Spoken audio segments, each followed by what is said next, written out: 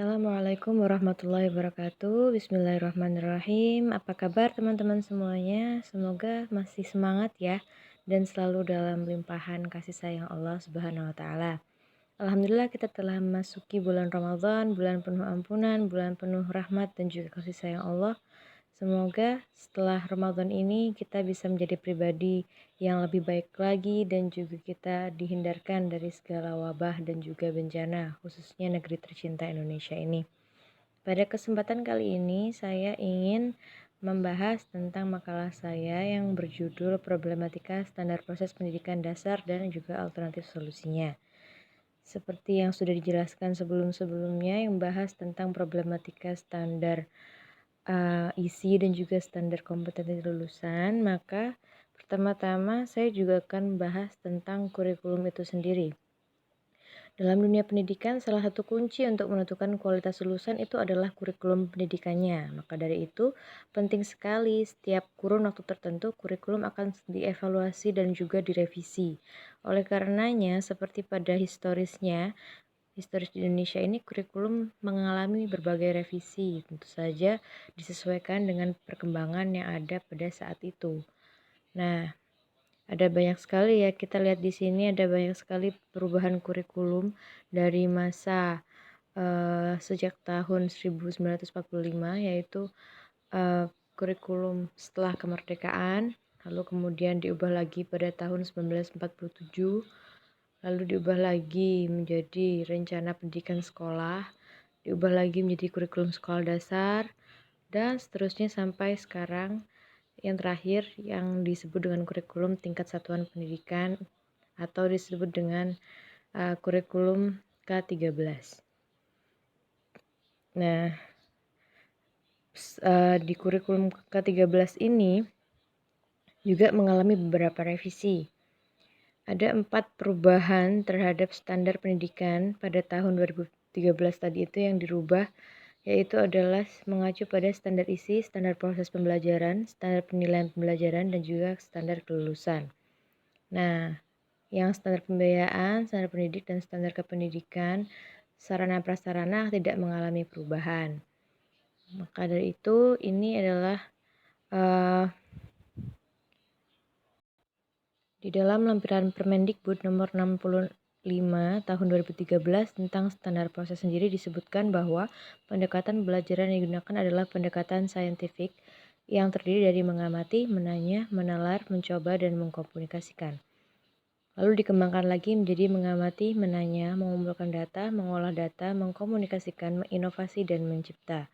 Namun, tujuan dari beberapa proses pembelajaran yang harus ada dalam pembelajaran saintifik itu tetap sama, yaitu menekankan bahwa belajar tidak hanya terjadi di ruang kelas, tapi juga di lingkungan sekolah dan juga masyarakatnya. Nah, pada bab 2 ini saya akan membahas tentang pengertian dari standar proses pendidikan. Yang pertama, secara garis besar, standar proses pendidikan itu dapat dijabarkan sebagai berikut. Standar proses pendidikan adalah proses pembelajaran pada satuan pendidikan yang diselenggarakan secara interaktif, inspiratif, menyenangkan, menantang, memotivasi peserta didik untuk berpartisipasi secara aktif, serta memberikan ruang yang cukup bagi prakarsa, kreativitas, dan kemandirian sesuai dengan bakat, minat, dan perkembangan fisik serta psikologisnya. Ini saya kutip dari Mulyasa HE tentang pengembangan dan implementasi kurikulum 2013. Nah, lalu kemudian yang kedua, pengertian dari standar proses sendiri dikaitkan dengan pelaksanaan pembelajarannya, yang berarti standar proses pendidikan berisi tentang bagaimana seharusnya proses pembelajaran itu berlangsung pada setiap satuan pendidikan yang dilakukan oleh setiap guru, baik guru kelas maupun guru mata pelajaran, sehingga kualitas pembelajaran dapat dilaksanakan secara maksimal sesuai dengan harapan. Lalu yang ketiga, standar proses pendidikan diarahkan untuk mencapai standar kompetensi lulusan. Dengan demikian, standar lulusan merupakan sumber atau rujukan utama dalam menentukan standar proses pendidikan. Karena itu, standar proses pendidikan biasanya dirumuskan dan ditetapkan manakala telah tersusun standar kompetensi lulusan. Oleh karenanya, materi saya kali ini saya jelaskan setelah kemarin pemateri sebelumnya menjelaskan tentang standar kompetensi lulusan. Yang kedua, saya akan menjelaskan tentang fungsi standar proses pendidikan. Di sini saya singkat aja ya, standar proses sendiri itu saya singkat menjadi SPP. Yang di sini ada 3 fungsi. Yang pertama, fungsi SPP dalam konteks pencapaian standar kompetensi lulusan. Yang di sini dijelaskan kompetensi lulusan yang telah ditetapkan oleh pemerintah harus dicapai secara maksimal. Untuk mencapai hasil yang maksimal dibutuhkan kesungguhan dalam proses pembelajaran. Lalu yang kedua, fungsi SPP bagi guru. Ini berfungsi sebagai pedoman dalam membuat RPP atau membuat prota promes seperti itu atau buat silabus. Oleh sebab itu guru perlu memahami dan menghayati prinsip-prinsip SPP agar dalam realita pembelajarannya itu bisa berjalan dengan lancar. Yang ketiga, fungsi SPP bagi kepala sekolah. Kepala sekolah itu kan merupakan jabatan tambahan bagi seorang guru ya. Jadi yang secara struktural beliau yang bertanggung jawab atas pengendalian sekolah tersebut secara langsung. Nah, ini SPP bagi kepala sekolah berfungsi sebagai barometer atau alat ukur keberhasilan program pendidikan di suatu sekolah yang dipimpinnya. Terus yang kedua, sebagai sumber utama dalam merumuskan berbagai kebijakan sekolah, khususnya dalam menentukan dan mengusahakan ketersediaan berbagai keperluan sarpras yang dibutuhkan untuk menunjang keberhasilan proses pendidikan. Nah, oleh sebab itu, guru dalam implementasi SPP perlu memahami sekurang-kurangnya 3 hal. Yang pertama, pemahaman dalam perencanaan program pendidikan, yaitu yang mencakup pemahaman dalam menjabarkan program pendidikan, seperti silabus yang harus dijabarkan dalam rumusan RPP yang dapat dijadikan panduan dalam melaksanakan pembelajaran dalam kelas. Nah, yang kedua, pemahaman dalam pengelolaan pembelajaran yang meliputi desain dan implementasi strategi pembelajaran yang sesuai dengan tujuan dan materi pembelajaran. Seorang guru harus mampu memperhitungkan secara akal sehat tentang strategi pembelajaran apa aja yang akan digunakan dalam suatu kegiatan pembelajaran. Yang ketiga, pemahaman tentang evaluasi pembelajaran, baik yang berhubungan dengan evaluasi proses maupun evaluasi hasil belajar. Terus selanjutnya, pada sub yang ketiga ini saya akan menjelaskan tentang komponen standar proses pendidikan. Di sini ada beberapa ya. Jadi ada yang pertama itu adalah tentang perencanaan proses pembelajaran. Ini udah diatur dalam Permendikbud nomor 65 tahun 2015. Yang pertama, perencanaan proses pembelajaran ini terdiri dari 2, yaitu yang pertama adalah silabus dan yang kedua adalah RPP. Jadi silabus itu sendiri kita bisa melihat di tabel ini ya, paling sedikit memuat 10 komponen ini. Kemudian kalau RPP, maaf ya saya singkat-singkat saja karena ini saya merekam tengah malam, jadi ya itulah menjelang sahur gitu. Lalu yang selanjutnya RPP terdiri atas setidak-tidaknya ada 13 komponen seperti itu. Nah, dalam menyusun RPP, hendaknya guru memperhatikan beberapa prinsip atau kurang lebih 9 prinsip yang intinya seperti mengaktifkan peserta didik. Jadi, guru hanya sebagai fasilitator dan kegiatan pembelajaran itu berpusat pada siswa. Intinya seperti itu. Jadi, biar pembelajarannya itu bisa bersifat mendorong siswa agar dia itu termotivasi, agar dia itu tertarik untuk belajar, agar dia menjadi aktif, kreatif, inovatif, dan sebagainya. Lalu yang kedua ada persyaratan pelaksanaan proses pembelajaran. Di sini alokasi waktu jam tatap muka sudah diatur. Ini saya ambil dari Permendikbud ya. Jadi udah diatur SD, SMP, SMA itu berapa menit tiap SKS-nya. Tiap mata pelajarannya. Lalu kemudian buku teks pelajaran. Buku teks pelajaran biasanya ada 2 kan, ada yang buku teks, ada yang LKS ya. Buku teks pelajaran digunakan untuk meningkatkan efisiensi dan efektivitas yang jumlahnya disesuaikan dengan kebutuhan peserta didik. Ini ada beberapa syarat ya. Jadi yang pertama buku teks itu harus dipilih melalui rapat gitu. Jadi harus melalui penyaringan gitu kan. Yang kedua buku teks itu jumlahnya 1 per mata pelajaran. Jadi dijadikan acuan oleh anak-anak dan juga guru itu 1. Jangan, sebenarnya nggak apa-apa banyak-banyak, cuman kadang takut anak itu menjadi bingung dan sebagainya. Kecuali di sekolah unggulan kita akan menemukan banyak sekali buku-buku acuan yang dijadikan uh, yang dijadikan pegangan oleh mereka. Lalu yang ketiga, buku panduan yang digunakan guru, buku pengayaan, buku referensi, dan sumber belajar lainnya. Selanjutnya, guru membiasakan peserta didik menggunakan buku-buku dan sumber belajar lain yang ada di perpustakaan. Selanjutnya, pengelolaan kelas. Guru menyesuaikan pengaturan tempat duduk peserta didik, volume dan intonasi guru. Jadi hal-hal yang wajib dikuasai oleh guru ketika mengelola kelas itu dijelaskan sebagaimana berikut. Harus menggunakan kata yang santun, terus menyesuaikan materi itu harus dijelaskan secara cepat atau pelan gitu. Guru itu juga harus memberikan sebagai contoh, intinya di sini dalam pengelolaan kelas guru itu harus sesuai dengan prinsip yang ada di buku-buku, biasanya yang ada di buku-buku tabungan siswa SD dulu, Tuturi Handayani,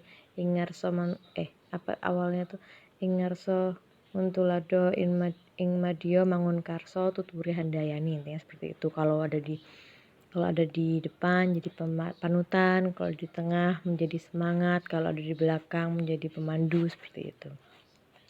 Kemudian selanjutnya setelah persyaratan pembelajaran tadi, kita akan bahas tentang pelaksanaannya. Jadi setelah syarat-syarat tadi sudah terpenuhi, maka selanjutnya yang harus diperhatikan adalah bagian pelaksanaan pembelajaran. Di sini ada 3 ya. Ada kegiatan pendahuluan, kegiatan inti, dan juga kegiatan penutup. Mana tadi? Nah, kegiatan pendahuluan ini ada seperti ice breaking atau warming up, seperti itu. Jadi intinya siswa itu disiapkan fisiknya, psikisnya untuk mengikuti proses pembelajaran. Jadi biar siswa itu bisa termotivasi dan juga bisa tertarik gitu untuk memulai pelajaran tadi. Siswa juga harus aktif untuk mengajukan pertanyaan-pertanyaan dan juga berusaha untuk menarik benang merah dari materi sekarang dan juga materi sebelumnya. Lalu di sini ada kegiatan inti. Kegiatan inti menggunakan model pembelajaran, metode, media, dan sumber belajar yang disesuaikan dengan karakteristik peserta didik dan mata pelajaran. Di sini disesuaikan dengan karakteristik kompetensi dan jenjang pendidikannya ya. Dan ini ada beberapa karakteristik yang bisa disesuaikan oleh guru. Yang pertama, sikap, pengetahuan, dan juga keterampilannya. Lalu yang terakhir adalah kegiatan penutup. Kegiatan penutup ini dilakukan untuk mengakhiri aktivitas pembelajaran yang dapat dilakukan dalam bentuk rangkuman atau kesimpulan, penilaian, refleksi, umpan balik atau feedback, dan juga tindak lanjutnya. Nah, dalam kegiatan penutup ini, guru harus bareng-bareng sama siswa melakukan refresh gitu kan tentang materi yang baru saja dipelajari dan juga mengevaluasi materi tersebut. Nah, yang pertama, seluruh rangkaian aktivitas pembelajaran dan hasil yang diperoleh untuk selanjutnya secara bersama-sama menemukan manfaatnya itu apa sih belajar tadi, seperti itu. Yang kedua, memberikan feedback terhadap proses dan juga hasil, siapa tadi yang kurang, tadi apa yang harus diganti, yang harus diperbaiki, seperti itu. Lalu melakukan kegiatan tindak lanjut dalam bentuk tugas baik individual maupun kelompok agar pembelajaran tadi tidak hanya lewat kuping kanan keluar kuping kiri dan menguap begitu saja. Kemudian yang selanjutnya adalah menginformasikan rencana kegiatan pembelajaran untuk pertemuan berikutnya. Jadi ini wajib ya, kita harus menyampaikan minggu depan itu kita akan belajar apa lagi gitu. Selanjutnya yang D, penilaian hasil dan proses pembelajaran. Penilaian ini dilakukan untuk mengukur tingkat pencapaian kompetensi yang dimiliki oleh peserta didik serta digunakan sebagai bahan untuk penyusunan laporan kemajuan hasil belajar. Ini dilakukan oleh guru ya. Lalu harus konsisten, dan yang cara menilai tadi itu dilakukan secara tes dan juga non tes, bisa bentuk tertulis dan juga bisa dites secara lisan, bisa melalui pengamatan kinerja, pengukuran sikap, penilaian hasil karya, portofolio, dan juga penilaian diri. Hasil penilaian tadi dapat digunakan oleh guru untuk merencanakan program perbaikan remedial atau pengayaan enrichment atau juga pelaksanaan konseling. Evaluasi proses pembelajaran dilakukan saat proses pembelajaran dengan menggunakan alat seperti angket, observasi, catatan, dan refleksi. Baik, selanjutnya kita akan bahas tentang pengawasan proses pembelajaran. Di sini itu ada 3 ya. Yang pertama yaitu prinsip pengawasan, sistem pengawasan, dan juga prosesnya. Prinsip pengawasan dilakukan dengan prinsip objektif dan transparan guna peningkatan mutu secara berkelanjutan dan menetapkan peringkat akreditasi. Jadi ini untuk kepentingan akreditasi dari pihak sekolahnya sendiri. Lalu yang kedua adalah sistem pengawasan internal dilakukan oleh kepala sekolah, dinas pendidikan, dan lembaga penjamin mutu sekolah. Yang ketiga, proses pengawasan. Yang pertama dilakukan pemantauan, supervisi, evaluasi, pelaporan, dan tindak lanjut.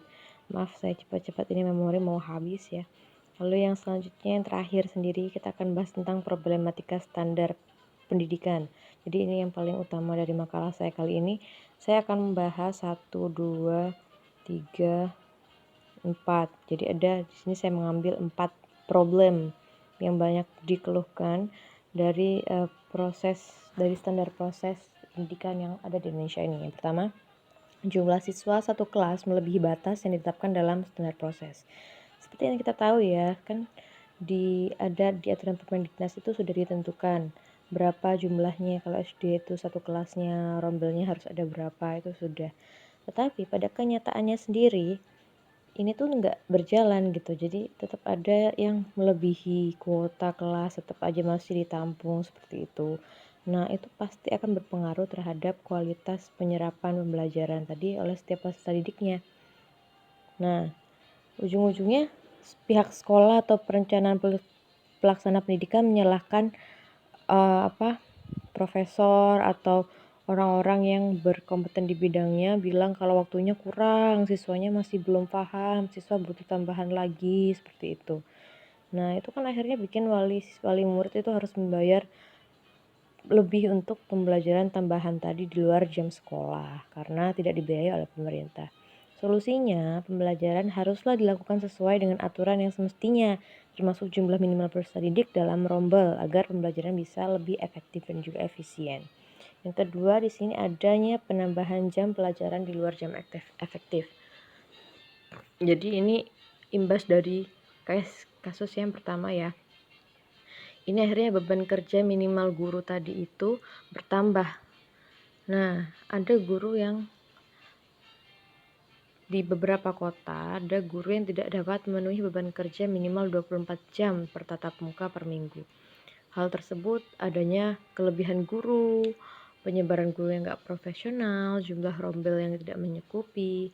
Nah, agar beban kerja tersebut terpenuhi, maka kota atau kabupaten harus memiliki perencanaan kebutuhan dan pendistribusian guru yang tepat sesuai dengan kebutuhan, sehingga kelebihan guru tidak terjadi dan semua guru dapat memenuhi kewajibannya dalam hal beban kerja per minggu. Guru yang telah memiliki sertifikasi profesi pendidik akan menerima hak berupa tunjangan dan maslahat tambahan apabila telah memenuhi kewajiban beban kerja tatap muka tersebut. Nah, ini terkait dengan itu, maka saya berikan beberapa solusi. Seperti guru bisa menjadi membina ekstrakurikuler, guru bisa menjadi instruktur pada kegiatan kelompok kerja guru atau musyawarah guru bisa menjadi guru pamong, guru bisa menjadi tutor, seperti itu. Jadi tidak harus numpuk di pembelajaran jam gitu kan, karena jadi jadi problem tersendiri. Selanjutnya ini yang kasus ketiga ini adalah kasus yang paling sering kita jumpai, yaitu penggunaan LKS atau buku teks pelajaran menjadi acuan. Jadi LKS itu seperti yang kita tahu merupakan sampingan kan, merupakan intinya sarana tambahan untuk membantu siswa, memudahkan siswa, seperti itu. Namun kenyataannya malah ini dijadikan untuk mengukur keberhasilan pembelajaran, seperti itu. Jadi fungsi dari LKS ini sudah berubah. Yang mestinya guru itu harus berpegang pada silabus, sekarang malah langsung aja pakai LKS, ambil simpelnya gitu kan, ambil instannya yang dicetak oleh penerbit. Indikatornya itu kan pasti jelas beda antara yang dibuat dari LKS ini dengan yang dibuat oleh penerbit tadi itu. indikator yang dibuat oleh guru tadi sama yang dibuat oleh penerbit tadi itu pasti sudah beda. Tapi kok malah guru tetap pakai LKS gitu, karena ya kadang seperti itu banyak sekali tuntutan yang dibebankan kepada guru yang akhirnya membuat guru tuh akhirnya menggunakan LKS. Nah, selanjutnya solusinya guru yang harus memperbarui niat agar kembali ke ketentuan awal dalam mengajar, bahwa LKS bukan pedoman tapi hanya sebagai penunjang saja, sehingga guru bisa kembali menjadi fitrahnya sebagai sumber ilmu bagi murid-muridnya. Lalu yang terakhir problemnya adalah pelaksanaan pembelajaran. Di sini terkadang seorang guru hanya menerangkan materi dengan metode ceramah yang monoton, yang membuat siswa akhirnya bosan dan kurang termotivasi dalam belajar. Jadi guru tuh juga hanya melakukan transfer ilmu aja, jarang tuh ada feedback secara langsung gitu kan. Solusinya, guru harusnya mampu memahami karakteristik dan juga keinginan siswanya dengan menggunakan metode yang variatif yang mampu menggugah kreativitas siswa sendiri sehingga siswa menjadi ingin belajar, termotivasi seperti itu. Guru juga harusnya lebih komunikatif, jadi dapat menyesuaikan dengan kondisi siswa tadi. Guru harusnya memberi kesempatan siswa untuk mengungkapkan pendapat sehingga selama proses pembelajaran tidak hanya terjadi transfer materi pada guru ke murid, tapi juga terjadi feedback timbal balik antara keduanya. Jadi yang belajar tidak hanya muridnya saja, tapi guru itu juga harusnya belajar juga. Jadi mendapatkan ilmu baru seperti itu. Guru juga menguasai beberapa metode pelajaran yang variatif dan menerapkannya seperti tanya jawab, diskusi, game, sehingga dengan penerapan hal tersebut dapat meningkatkan dan merangsang motivasi siswa. Nah, sekiranya cukup sekian materi dari saya. Bila ada kesalahan, mohon dimaafkan. Kurang lebihnya, billahi taufiq wal hidayah wa ridha wal inayah. Assalamualaikum warahmatullahi wabarakatuh. Selamat menjalankan ibadah puasa. Bagi yang ingin bertanya, silahkan klik dan tulis di kolom komen bawah ya. Terima kasih.